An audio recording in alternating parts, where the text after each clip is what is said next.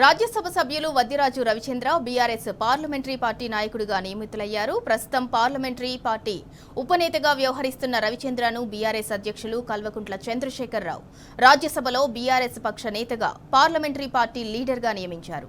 ఇక parliamentary party నేతగా ఉన్న సురేష్ రెడ్డి ఇటీవల రిటైర్ కాగా ఆయన స్థానంలో రవిచంద్రను బీఆర్ఎస్ అధ్యక్షులు కేసీఆర్ నియమించారు.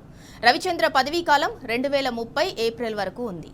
ఇక ఇప్పటికే ఆయన పెట్రోలియం, సహజ వాయువు పార్లమెంటరీ స్థాయి సంఘం, బొగ్గు గనుల శాఖ సంప్రదింపుల కమిటీ సభ్యులుగా కొనసాగుతున్నారు.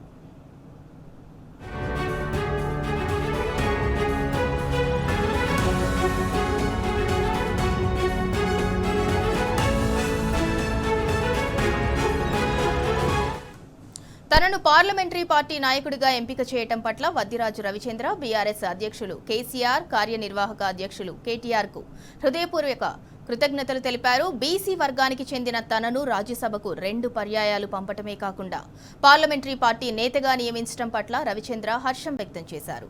తనపై ఉంచిన ఈ గురుతర బాధ్యతను వినమ్రంగా స్వీకరించి తెలంగాణ ప్రజల గొంతును పార్లమెంట్లో బలంగా వినిపిస్తామన్నారు. ఇక పార్టీని మరింత శక్తివంతం చేసేందుకు, కేసీఆర్ను ముచ్చటగా 3వ ముఖ్యమంత్రిని చేసేందుకు శక్తివంచన లేకుండా తన వంతు కృషి చేస్తానన్నారు ఎంపీ వద్దిరాజు.